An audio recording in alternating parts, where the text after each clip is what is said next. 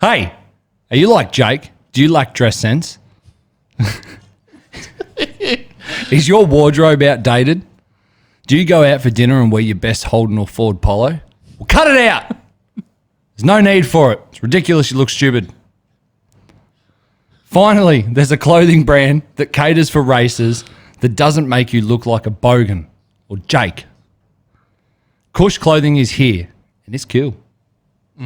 No longer do we have to wear surf clothing. We're not surfers. No longer should polos be considered your best shirt, because they're not. They don't look good. You think Jake and I look this good naked? No, we don't. It's disgusting.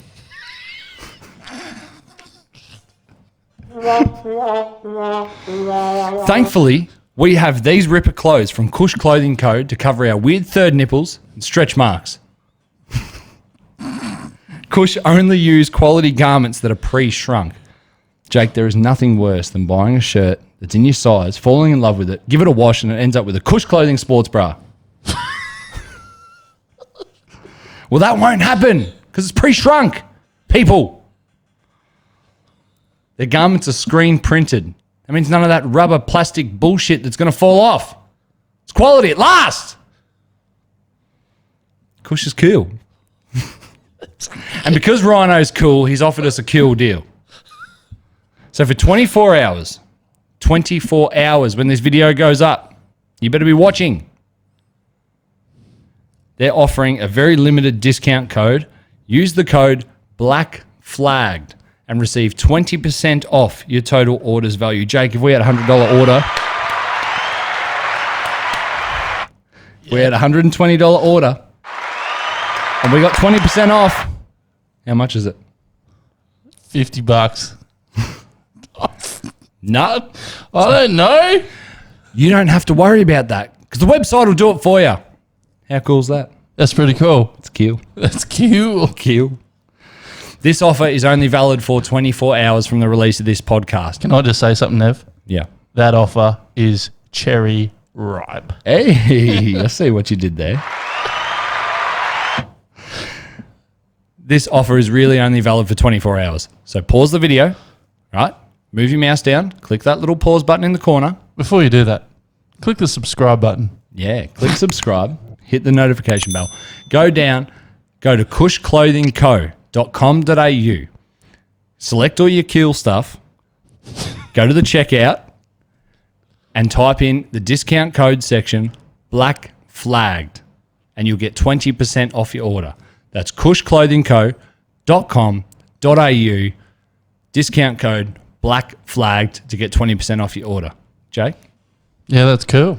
That's cool. That's real cool. Hey, you know what everyone else in the studio has to say about that one?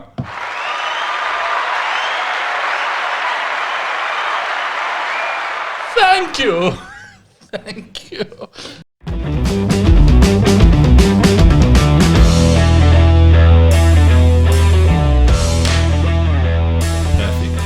Let's go. Beautiful. And we're back. We're back. All right. I've got control. We've dove pretty deeply into the CTAC world, and obviously we could have that conversation for 15 hours and it could just go deeper and deeper and deeper and deeper. Yeah. But I suppose to summarize really, the main thing that people who have concerns, whether you're a car owner or a competitor, is to the first step and follow the process. The first step really is get it to the state person or the state representative. That's right. That's their role, to represent the drivers. Yeah. Yes. Represent the car owners. So anyone listening, from what we've gained on this conversation is, if you have any issue, as in if you want to go to a conference, if you want to go to anything, you want to learn anything, our state CTAC rep is our go-to first off. We can't expect the national body to step in first. That's my take from it, and that's pretty accurate. Yeah, pretty much, Jake. Yeah, yep. you've pretty much nailed that. To do with technical queries, that sort of thing. Technical, yes. Yep. And if anyone has any concerns, if that state member hasn't done their job on behalf, that they should If they haven't represented the drivers, if they haven't represented their, say their proposal or something like that, that they should CC you in and just confirm that it's been put through. I guess they can do, yeah. Just for people just to know that, yeah. For people who are unsure or just want clarification that that's the process, that it has gone forward, just drop a quick email and just say, just wanted to make sure this went forward because I haven't had a response or didn't get the response you were looking for. Look, yeah. CTAC representative first, state representative in the second instance, and then national and from there. That's the process. That's and your email, contact information, everything is on the website. So Absolutely. No one has any real excuse unless you don't have a computer to not know that. Should be everyone's got a computer. Should have. Let's fire into some more of the questions and get this rolling. Everyone's got one of them. Yeah. Well, they do. Everybody does have that smart Computer. device and computer in your pocket. So we've been sending a fair few questions and stuff. So we've tried to just put a lot of them together, or the ones that are similar we've tried to put together. We've tried to get everyone's questions, I guess. We got a huge amount of feedback. We got a mega amount of feedback, and we do appreciate it. And if you don't feel like we've asked the question how you wrote it to us, we're sorry. We're doing the best we can. It's our podcast, so so scratch that. And hopefully, Benny, if you're happy, we'd love to have you back and maybe dive deeper into some of the things that we probably didn't get to go deep enough on today. Yeah, Yep. For sure, guys. So- Look, always, contrary to what some people would have you believe, I mean, SSA is about the competitor. yeah. So For sure. where I work, obviously, I have a lot of ring-ins come in, get on the beers and stuff, and we have a lot of chat about everything. And the main thing that's sort of come up in the last 12 months in Speedway is the roll cage change. Option. Well, the roll cage option that's going to change. 38x3 is gone, Possibly. so it's not a Possibly. confirmed. Hasn't gone through yet. Well, look, the new roll cage material and design option right now is an option. Okay, so both roll cage specifications can be built alongside each other for new cars Yep. being constructed. Yep. And at the moment, and look, that roll cage material and design option is constantly under revision, and that's why the technical committee put that phase-in period, if you want to call it that, of 2 years. Mm-hmm. Okay, so currently that end of that revision or that option, if you like, will end July 30, 21.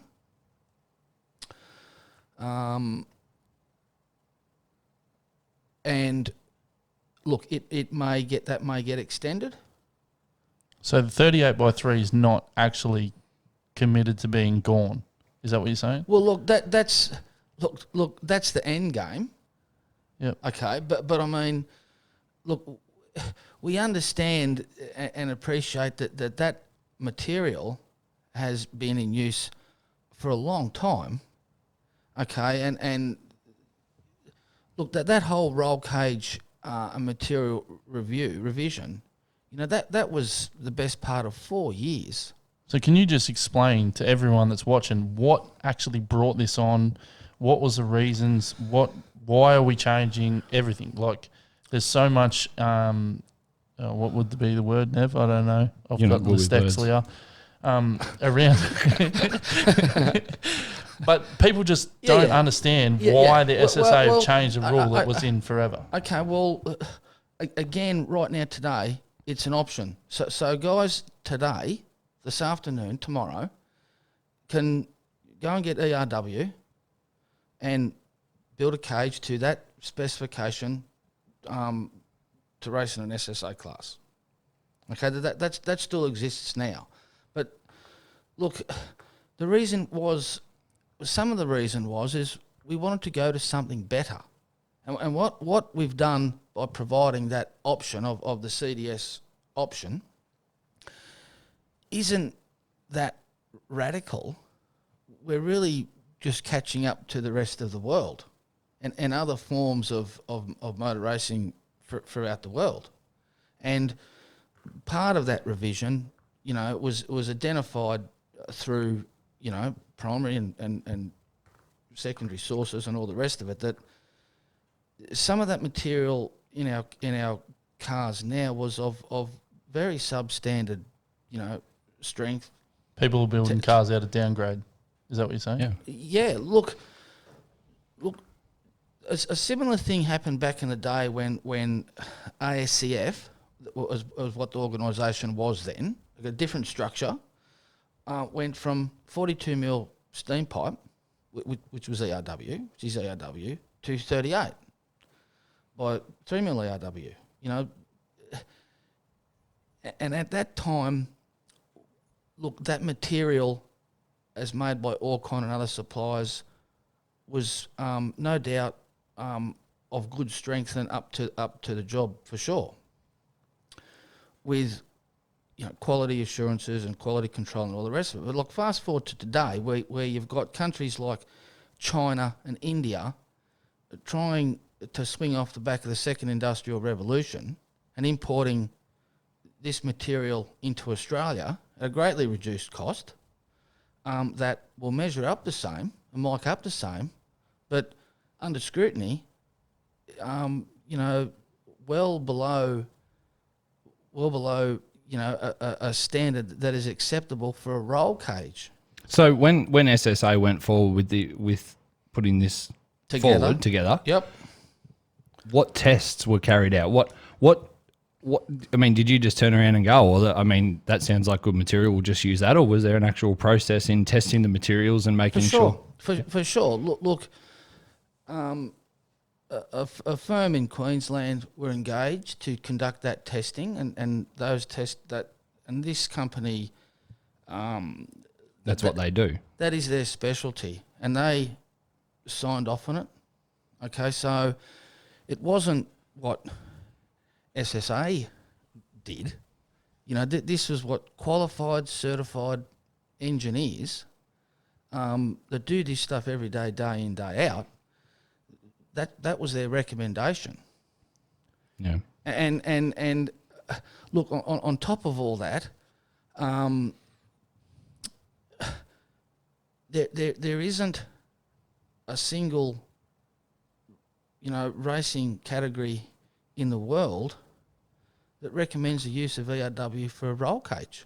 So when you sorry, you're right. but and part of all this ongoing revision with the roll cage specification, look, if someone can sort of come to us via the correct process and procedure and channels to disprove that, well, sure, we'll back it up, but it doesn't exist. Like, this wasn't just something that we smashed out, in an afternoon. It was the best part of 4 years. So how this got explained to me, I'll tell you what I've been told, and then you tell me if I'm right. So if, say, I go out and I roll my car and the 38x3 ERW caves in and I get hurt, and I take the SSA, who I'm trying to get insurance through the Speedway Australia, but the Speedway Australia is... my insurance is governed by Speedway Sedans and is in my car being compliant. Is that correct? So when I sign my logbook and stuff like that, I'm also, not only am I saying that my car is compliant for technicians in being able to race, but I'm sort of signing something in regards to my insurance. Is that correct? Compliance is your insurance on your car and my health. You made that sound really difficult. What Jake's saying is that if he builds a car to SSA's regulations, SSA have specified this is how the car should be built. Yep. Jake builds the car to that. Yep. He gets the vehicle daylighted. Yep. He signs his daylight form to Yep. say that, yes, the vehicle that I've presented is within those specifications. Yep.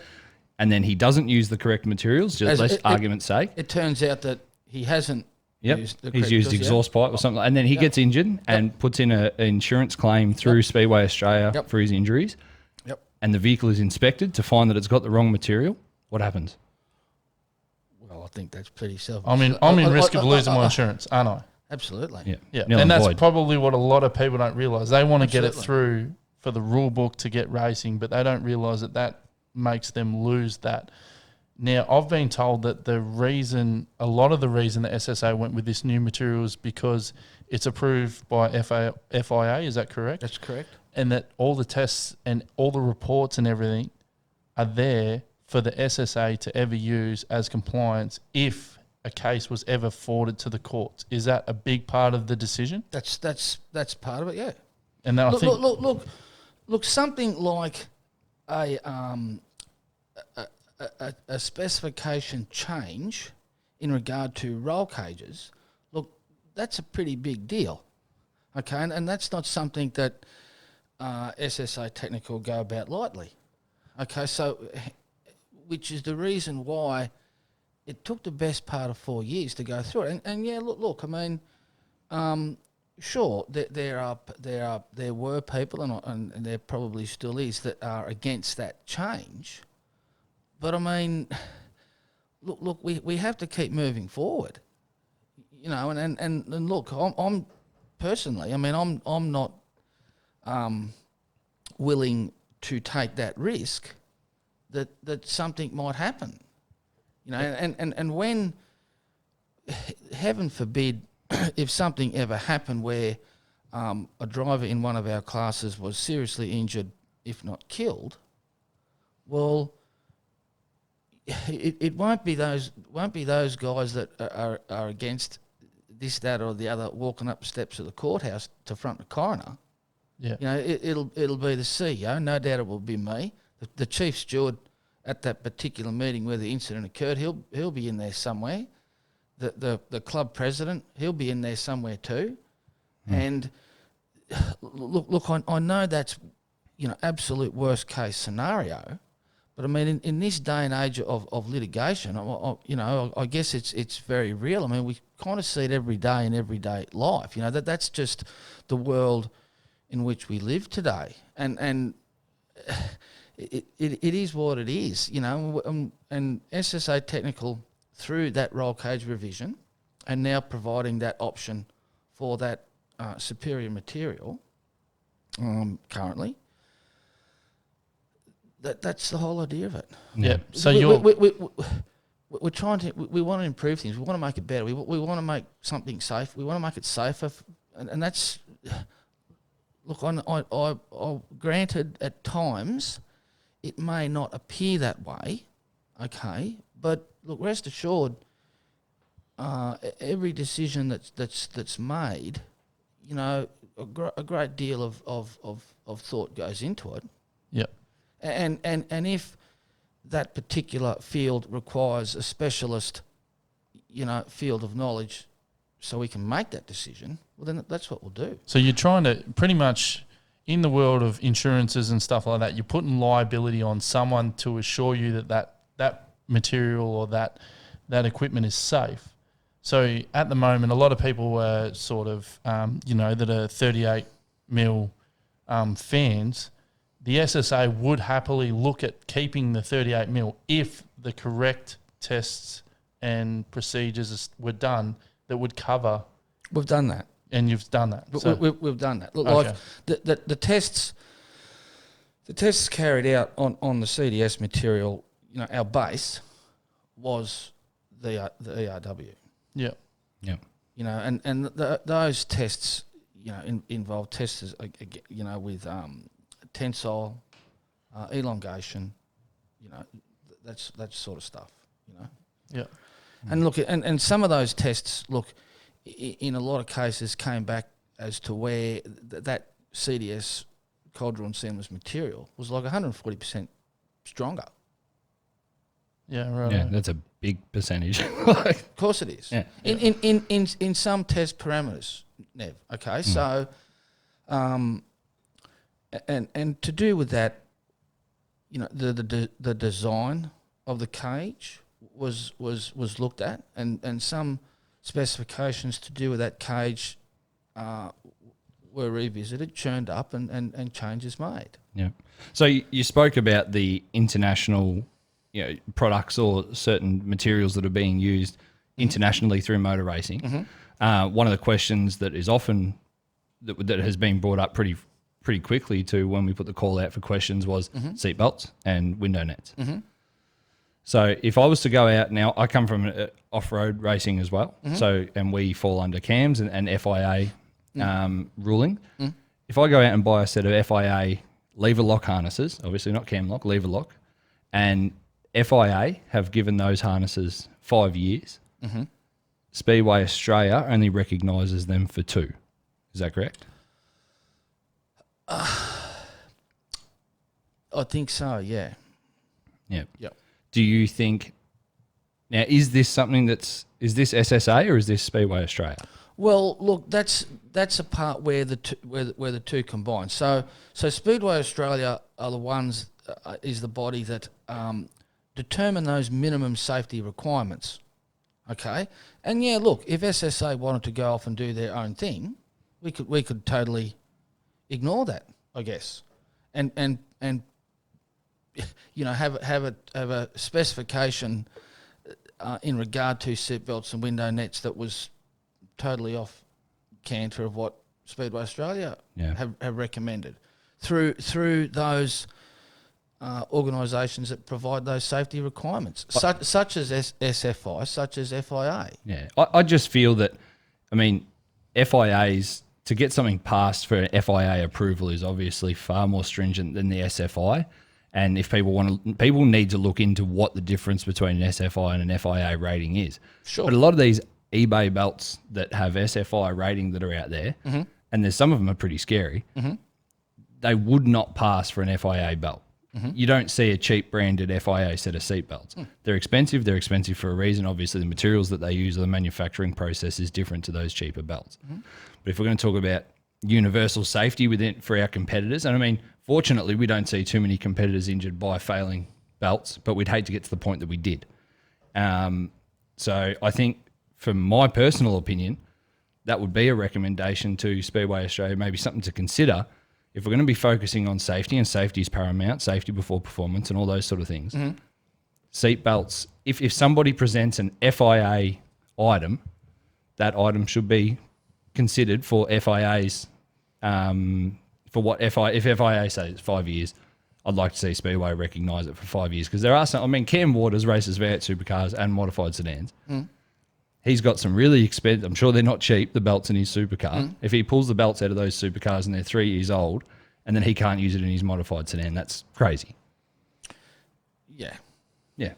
For sure. And that's I don't expect you to turn around and tell me that, yeah, okay, well, I'm going to fix it, but it's nice to see you actually turn around and say, yeah, okay, I see that point. Look,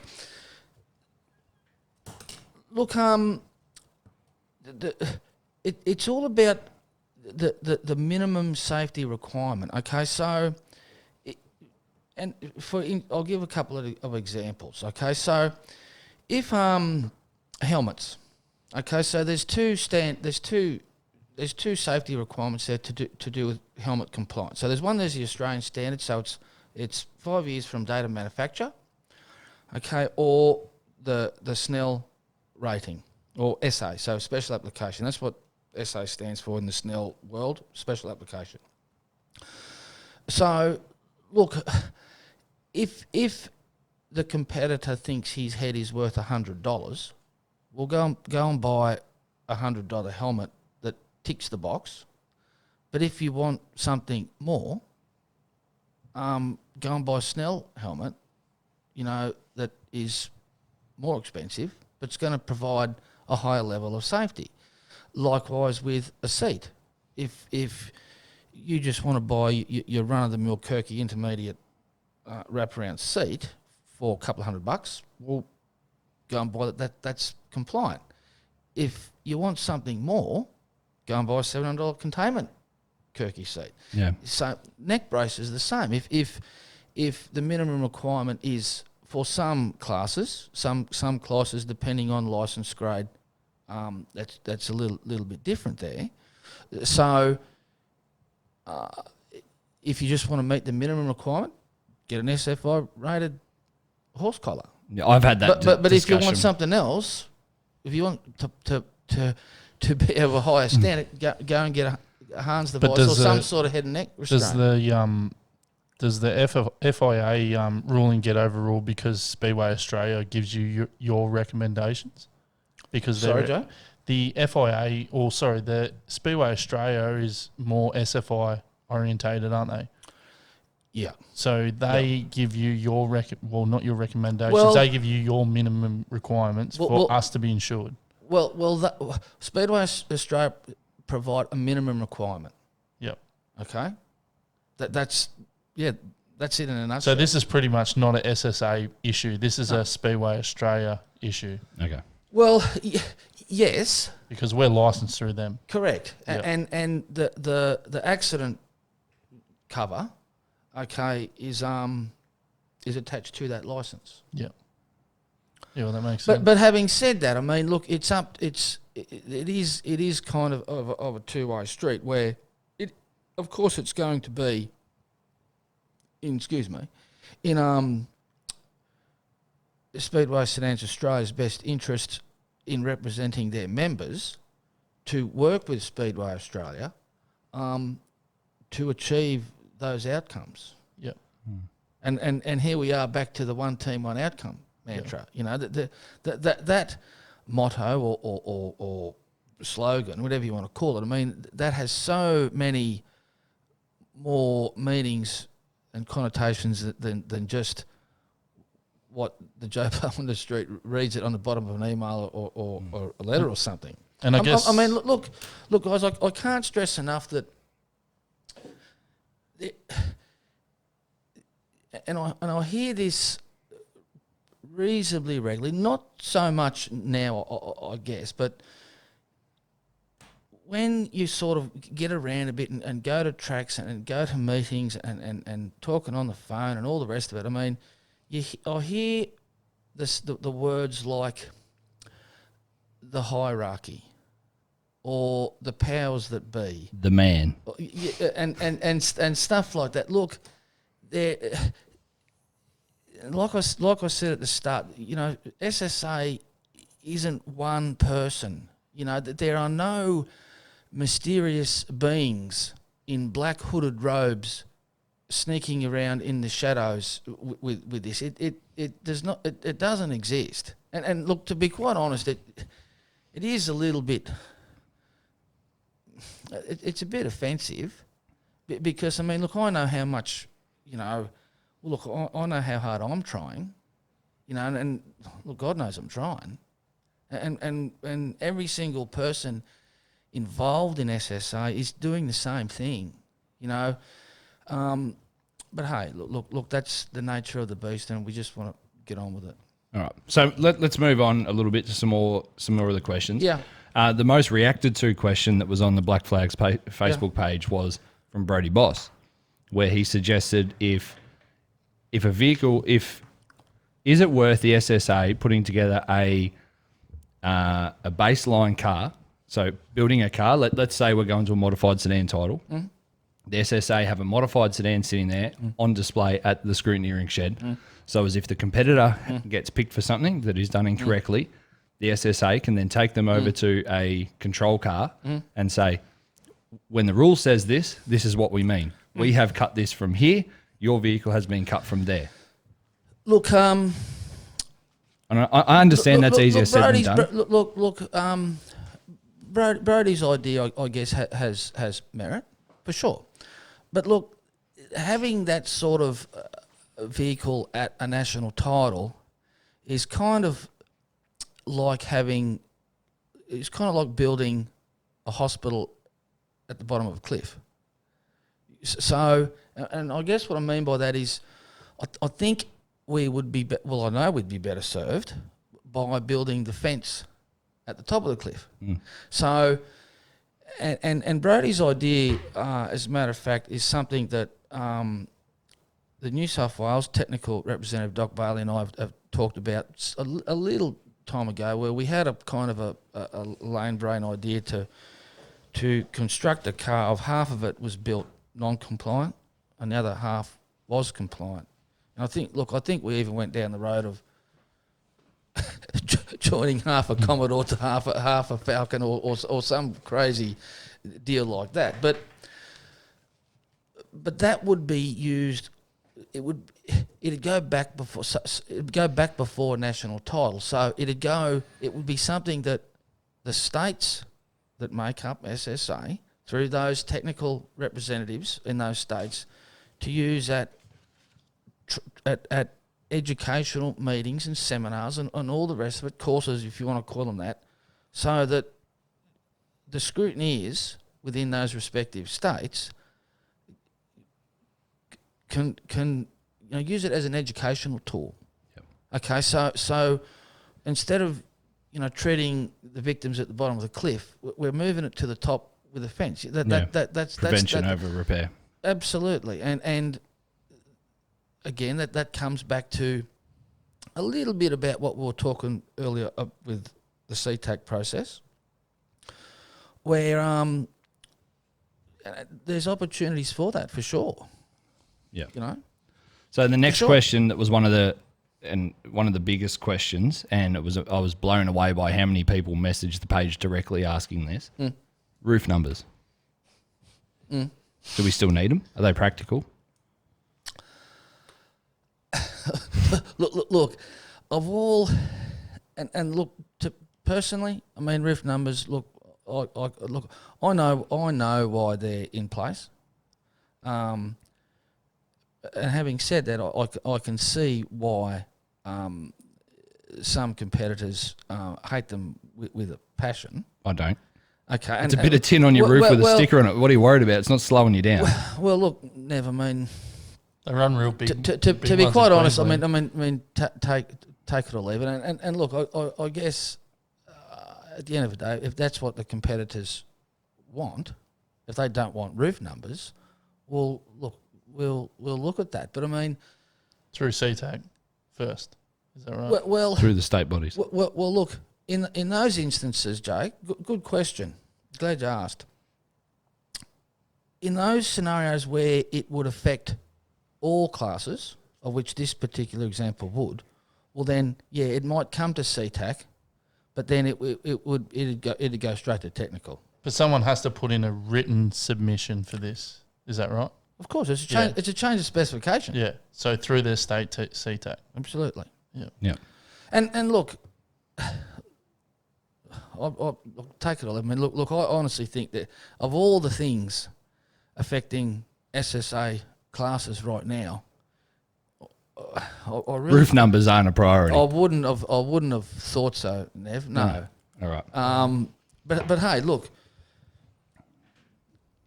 Before we chuck, be careful what you wish for. Yeah. You know what I mean?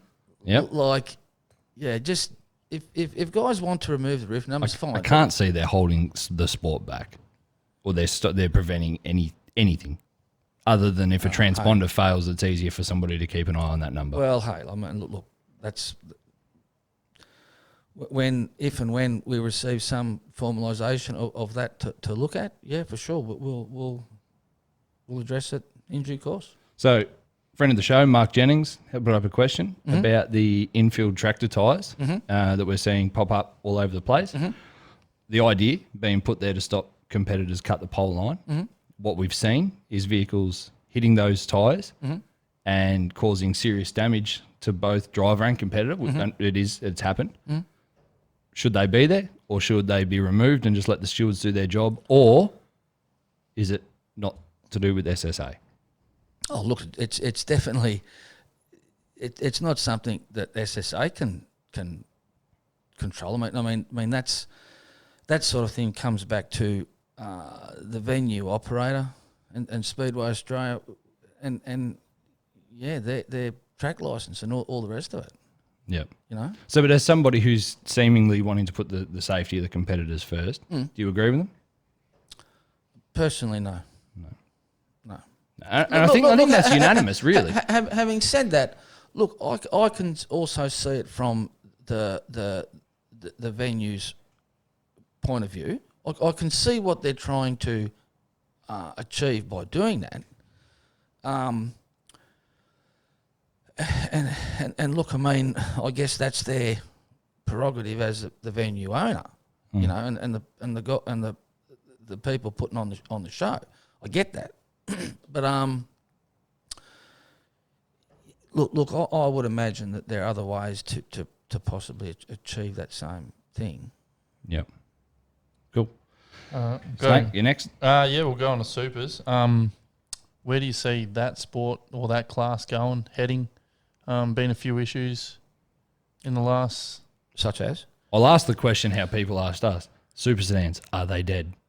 Are they? Is the class gone? Really? Are they? That's what you people really are, ask that question? Well, that's what people are saying. Yeah, and look, numbers are reducing in super sedans. They have. I mean, you look at national title numbers at the moment, where they're compiling numbers at the moment now for the upcoming national title. Numbers are dwindling. The National Super Sedan Series doesn't exist, or has sort of changed how that it's worked. But we've seen a lot of competitors go from super sedans either to late models or to modified sedans. Why is that? And is it a class that will it stay around? How do we get it back? How do we get it back? Look, why those competitors have chosen to leave super sedans and go to another division, I can't answer that. I mean, you'd have to talk to them as to why they did that. But look, I mean, I actually think super sedans right now, today, regardless of national title nominations, I mean, I actually think super sedans are in a really good spot to progress and build their numbers. I mean, look, every class goes through, you know, times where numbers drop, and you know, there's ebbs and flows like the ocean. You know what I mean? I mean, production sedans have gone through it, modifieds have gone through it, super sedans are going through it now. So are you actively trying to do something to get the numbers back, or are you just hoping that they come back? What SSA? What are SSA doing? Well, within the rules as such, to try and get numbers. It's hard back. to progress a class to want to get people back to it when they're already at the top of progression. They've already got 4-link rear ends. They've already got everything that. It's hard to sort of see how they go forward, Snake. Yeah, but what is it, like you said, what is it that's making people get out as such to get them or get more people into it? What stops modified guys progressing up? Or Well, look, in regard to super sedans, look, I guess the you know, I guess the engine specification has maybe something to do with that, and that's a perception competitors have, or ex-competitors have, or new competitors have. But I mean, the specification now allows for the CT525 engine, and look, again, personally, I didn't even know that. Sorry. Well, That's cool. It's a crate engine. Yeah, I know what it is. Okay, But yeah, that's and, cool. And look, there are some competitors that have taken that option, and based on previous results, are doing quite well. Okay, and along with that, super sedans are the only SSA class that have a minimum weight requirement, and those guys that have chosen to use that option, the CT525 deal, have a reduced weight limit. So could you look at going to a crate super as a B grade, and then going to an open super as Like a limited grade? class. And then if the clubs need to run them together, like we have top stars and new stars and juniors, that seems to work really well. Yeah. Look, at the end of the day, that sort of direction is competitor driven. Yep. If that's what the super sedan fraternity or competitor group wishes to go in for the benefit of their class, well then the I don't want to go back into this, but well, look, I will if you like. That's what the CTAC system is for. But in saying that, do you see that SSA in that regard is not learning from past mistakes, where if you rely on the current competitor who's still in there that's happy with the class, instead of looking forward to why people aren't joining the class, in sort of injection into proddies or stockies that probably wasn't as wanted as such as from outside the class, but when it was allowed in eventually, with Proddy's almost too late, do you think that Supers really needs an outside influence to try and get those numbers? Because I feel like a crate engine class, a crate engine for sure. super class would be cool. To an extent, yeah. But like I said, ultimately the way we are structured today, it's competitor driven.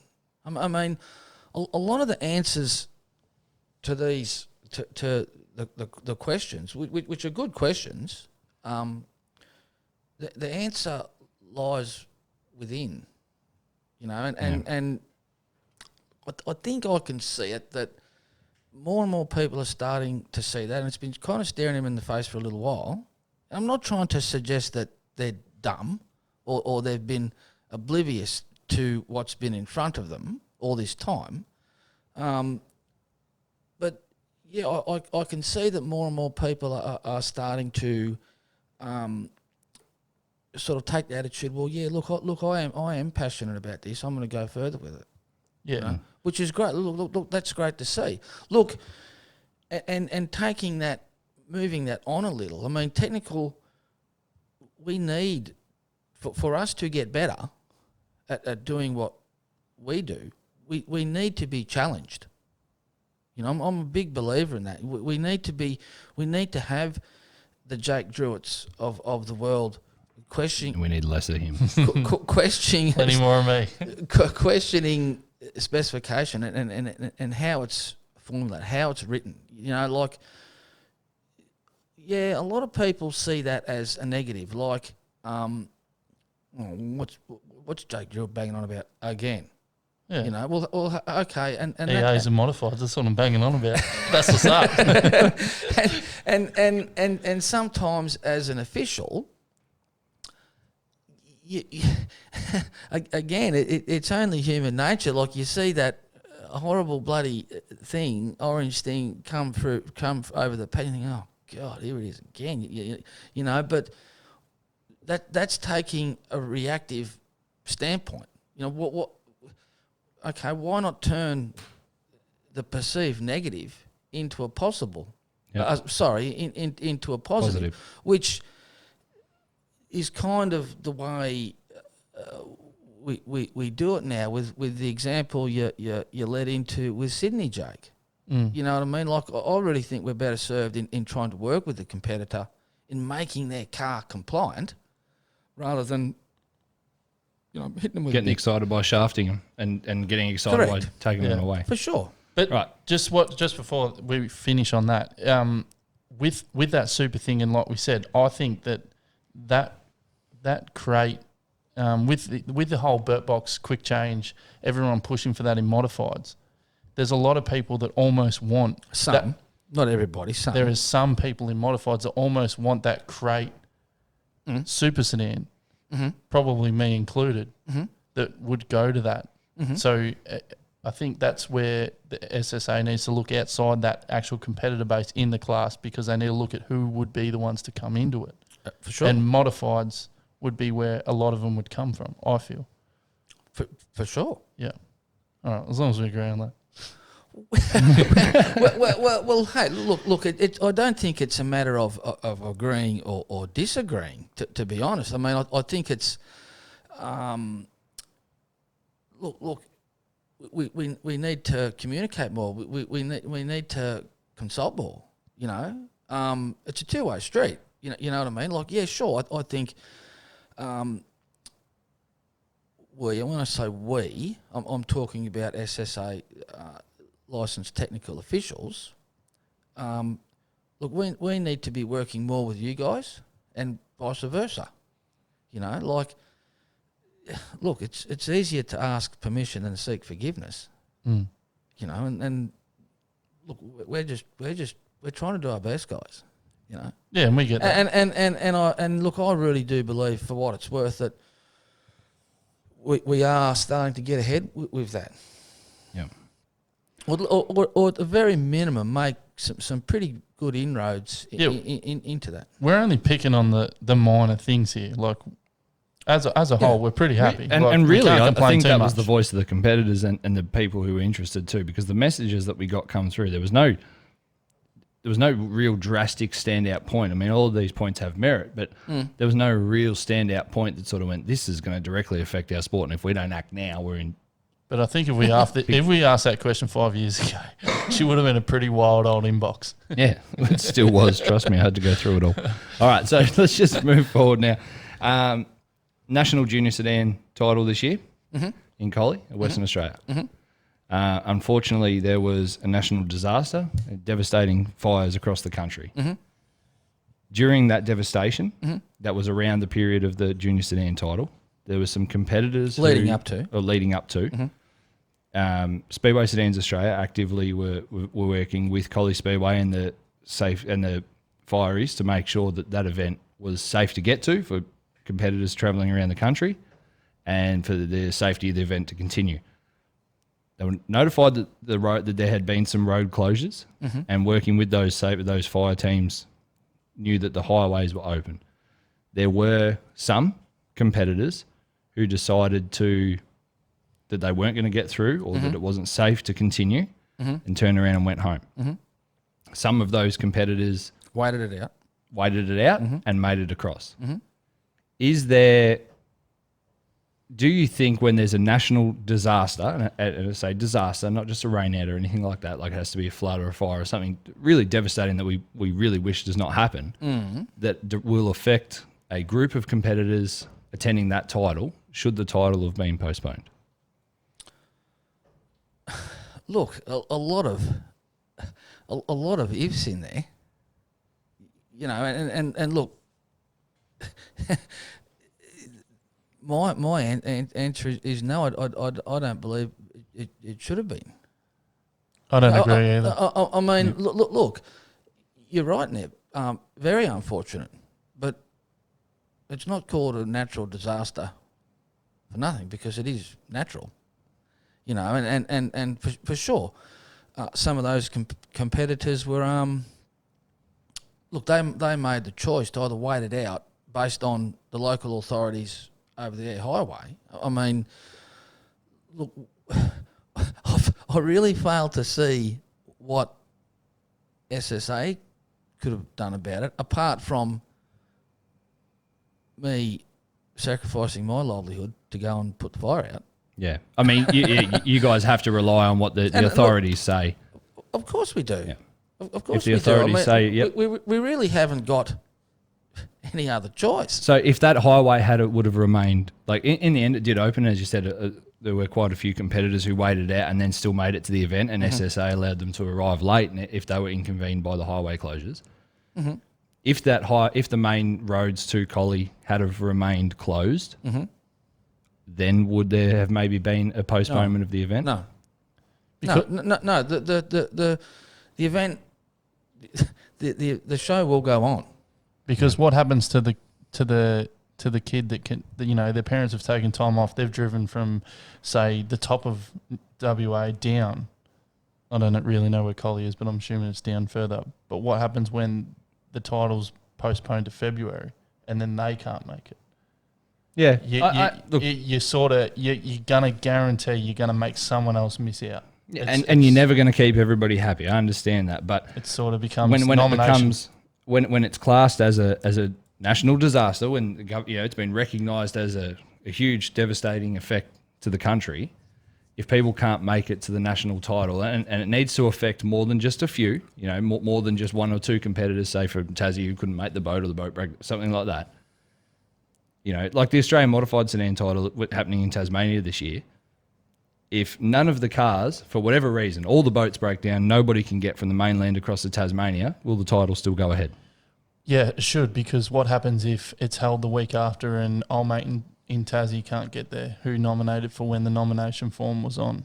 Like, it's no matter what you do, you're gonna there's gonna be casualties. You're gonna screw someone over. So the best thing that you can do is stick to the nomination form.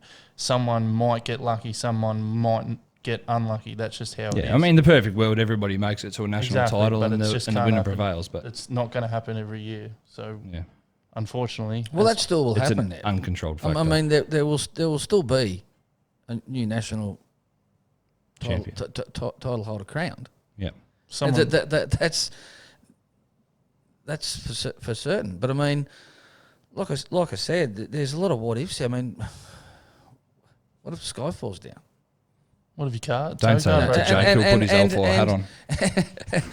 And look, I'm not trying to be flippant about it, and I'm not trying to disregard your question, mate. I'm trying to put some realistic thought process behind it, and yeah, like You're never going to keep everyone happy. no, and look, I guess if a situation like that hypothetical situation with if all the boats broke down or all the boats sank or Whatever it be, they couldn't get across. whatever it be. Well, look, I guess SSA will cross or burn that bridge if and when they get to it. Yeah, look, is that possible of happening? Well, I guess it is. But I'd suggest highly unlikely. Just look, we can't base everything on what ifs. Mm-hmm. We need to get on with the job. Yeah, and you're right. No matter what we do, whether it be specifications, whether it be title allocation, whatever it is, we're not going to please everybody all of the time. But yeah, it's one of those things, I guess. I know it's a tricky question. That was a damned if you do, damned if you don't sort of question. Yeah. just on the boat, do you reckon it was a mistake, the SSA having 2 national titles in the same state as being in Tassie? No. You don't see the issue of people getting on the boat? Look, I can see the Pretty jam-packed at the moment. I can see the issue, but I mean, this title wasn't set last week. Mm. The title was announced at modified title last year when it was on. What about our debate? And there's been other You're right. like there's been other occasions where there's been 2 national titles in one state before. You don't think there's two this season there's 2 national titles in Western Australia. You don't think it'd be 3,000, good policy 4,000 for the SSA kilometres to spread, to try and make sure that each state has only 1 national title for each year, just to try and break You it can't. There's too many classes. Well, Well, if that's the case, just that's but look, title allocation is done by tracks and clubs that submit to host those titles. But doesn't the national body give it to the state first?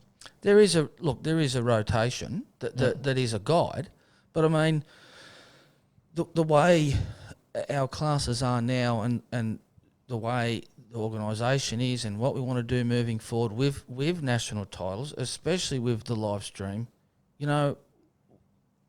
we want our classes to go to the best venues, that are going to showcase that class to its maximum potential. Is so the final question, I suppose, which is probably the biggest question, and obviously can be a really, really long answer too, and we'll try and confine it as much as we can. Mm-hmm. Future proofing of sedan classes moving forward. Mm-hmm. Now, as we said, the VF Commodore and the FGX Falcon were the last of the rear-wheel drive Australian produced sedans, or primarily. Yep. And we need to look at what the class, do we end up, look at some of the American sedan-based classes where they're still racing cars from the 90s or from the 80s, and they're just recycling them and trying to make them work, and they look like shit heaps. What is SSA's plan as far as future-proofing for these classes to move forward? Good question.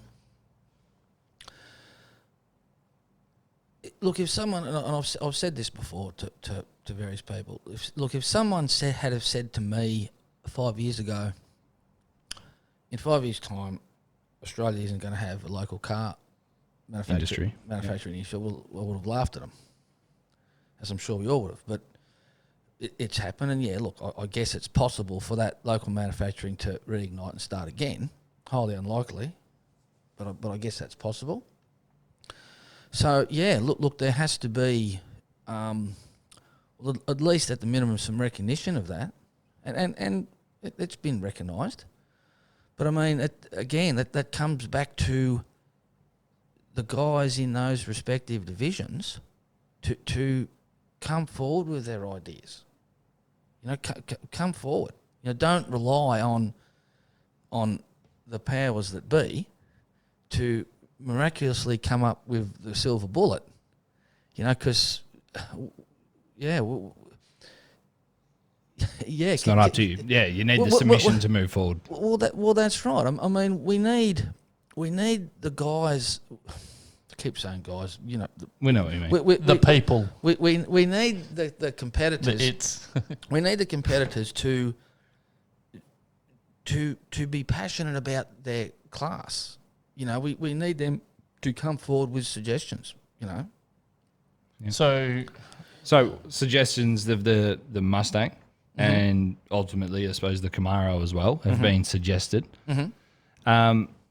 Those, I mean, the Mustang was only produced for a few years. The current shape Mustang was only produced for a few years with a 6-cylinder in America. Wasn't introduced into Australia.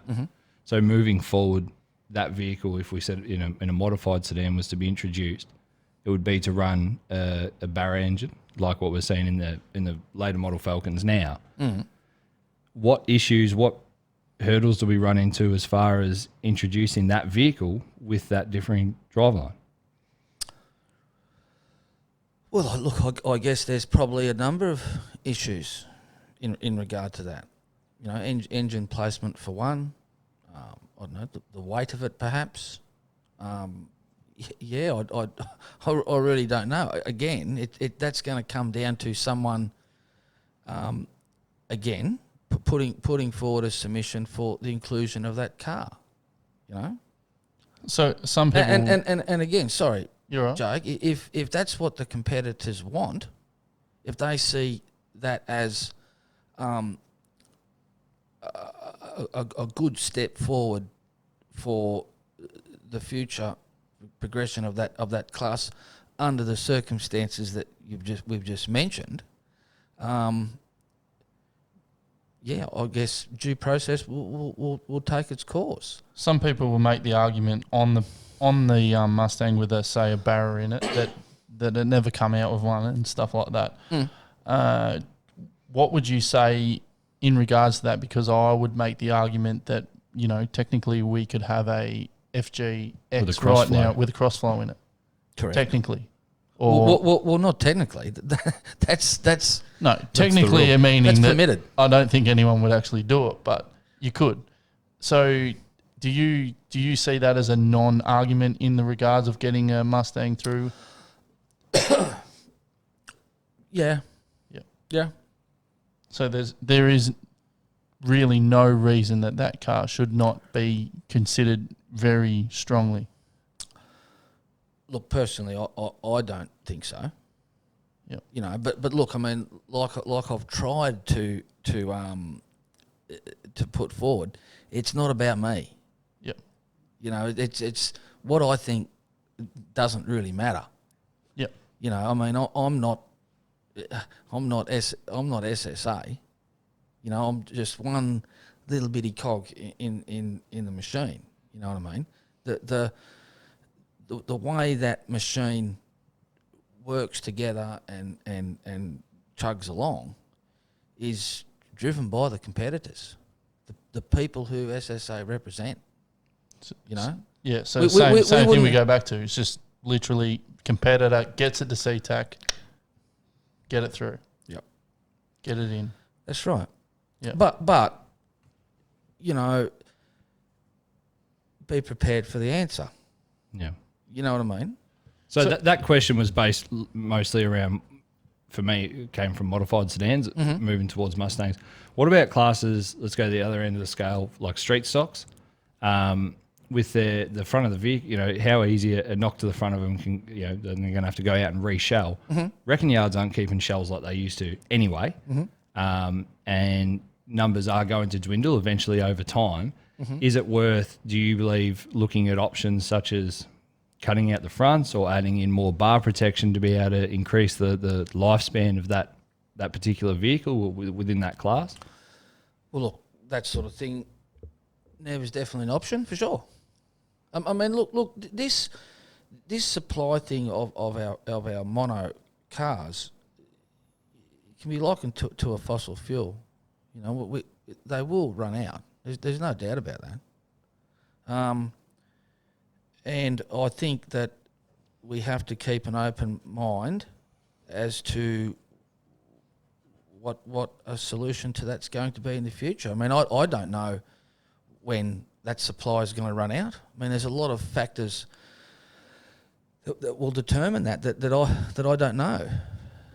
Yeah. I don't think anyone knows, but what I do know is that we have to we really need to start looking at some possible answers, you know. Yeah, put something in place. Yeah, and some sort of direction so that when it does happen, we've got somewhere to go. And again, it's not going to matter which way that goes, what that outcome will be to move forward. It's not going to please everybody. Yeah. But you know, it's like I keep saying, one team, one outcome.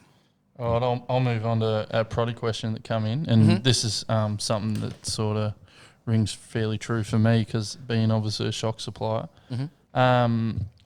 someone who doesn't like the idea of proddies, the shock rule in proddies, and I'm very much on the same avenue there.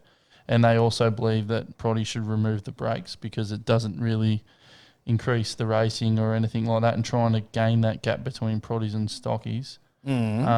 But I obviously you've explained this, and I've had this question written out, but now you've explained it over and over about the CTAC and stuff like that. But I see there's a big issue in the production sedans with the shocks, as in it.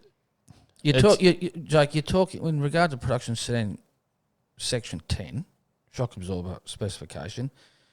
Am I right in saying you're referring to the 70mm of OEM tube? Yeah, no coilovers.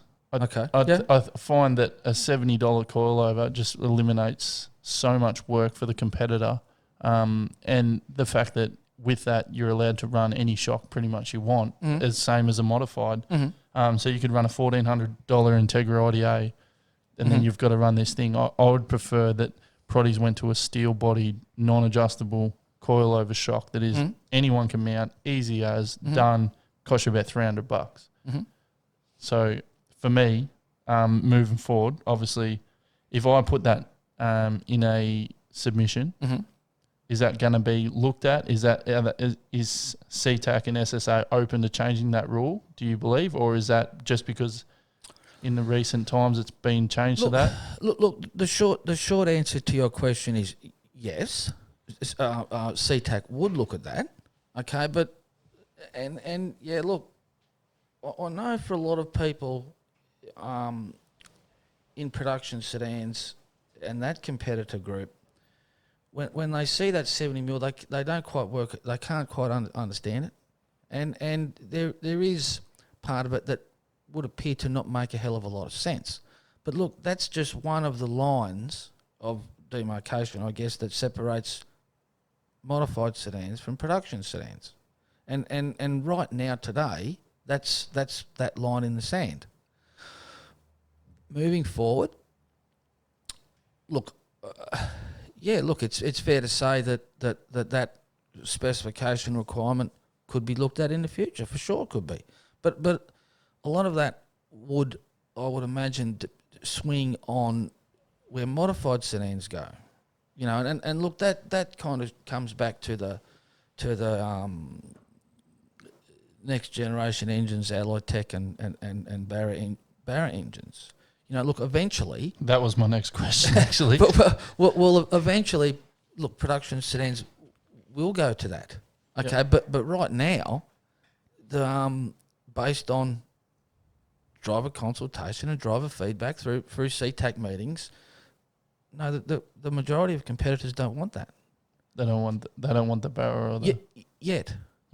They're quite satisfied with the way that specification is right now. So just with the back to the shock rule, me not being a competitor in that class and me being a supplier, am I still able to put that through CTAC, or is that? In that case, Jake, you would send that to your state technical representative. Yep. Okay, and he would say, okay, look, this has come from a component supplier. Yeah. Okay, it's aimed at production sedans. He would send it on to production sedan CTAC chair. Yeah. Then normal process that would then apply. Yeah. Cool. I'll be doing. Hey, look. That's a fair question, and look, and that same scenario flows down to the other divisions, right down to junior sedans. You know, like, okay, well, where do street stocks go? Like the same issues that are affecting or will affect modified sedans will eventually affect street stock. You know, that's for sure, and so it's only a matter of time. But that direction is determined by the competitor.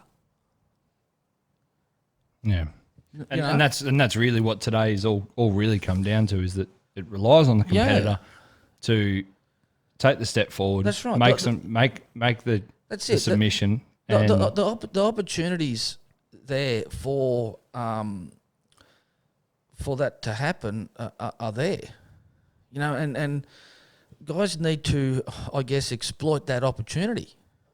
Yeah, you know. So like instead of and without trying to have a dig at anyone in particular or any competitor group, you know, some of the effort that guys put into stuff you see on social media forums, you know, some of that I kind of read, and look, I don't personally go looking for that sort of stuff, but sometimes you can't help but see it. Well, instead of putting so much time and effort into your Facebook post, why don't you put it? Make a submission. You're halfway there. Exactly. You know, hey, look, please don't get me wrong, guys. I mean, I'm not here to run anybody down. And look, if that's what they feel is the best avenue for them, is to have a rant on social media. Well, look, if that works for you, man, go for it. But if you are that passionate about your item or your issue, formalise it.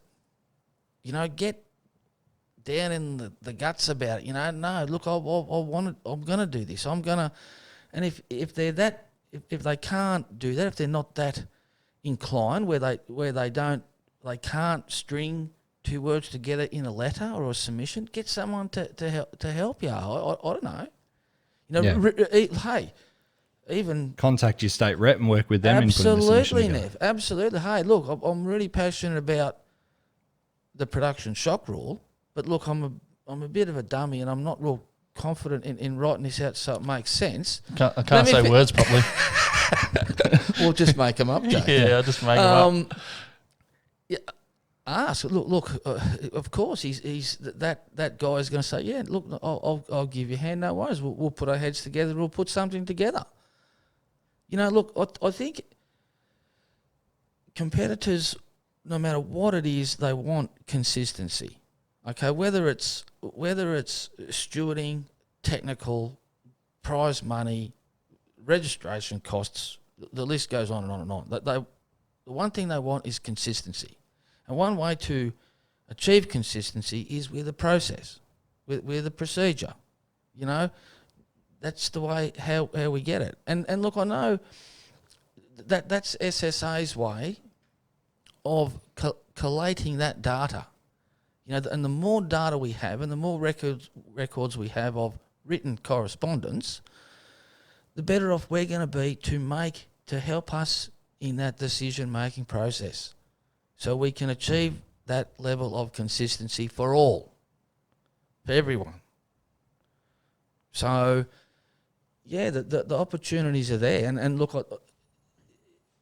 SSA have done that. I mean, look, the Turn 2 funding program, I mean, I think it was episode 1 where I think you guys talked about the MJS series and SSA getting involved with helping class-specific series and help them fund it. Well, that exists. And it's called Turn 2 funding. Where anything SSA related that a class or a club or a racing series wishes, which is promoting SSA, well, there's the application to fill out for it. I mean, Turn 2, get on it, everyone. Yeah.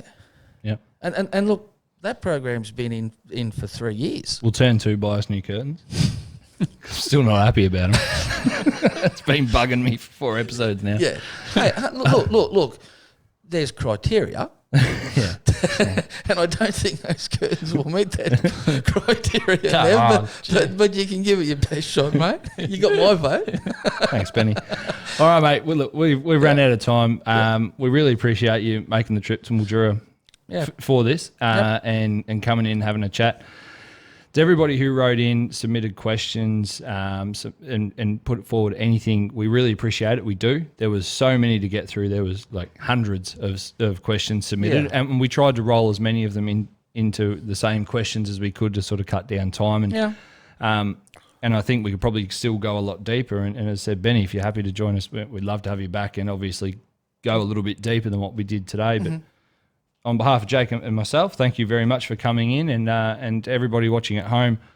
We're hoping that we got a little bit further into the SSA competitor debacle that seems to exist that shouldn't, as Benny's told us 100 times, it shouldn't exist. And we look forward to doing it again with you soon, mate. Thank you. For sure. Hey, look, happy to help. Always happy to help. Always happy to do what we need to do to get that message out. And represent the people we're there for sure. Cool. And Jake, good job on not dropping the C-bomb for 2.5 hours, mate. I was super proud of you there. I was going to have to kick you under the table. I've got the big filter on today. Yeah, you do. Good job. And that wraps up episode 4, and we're done. Goodbye. Cheers.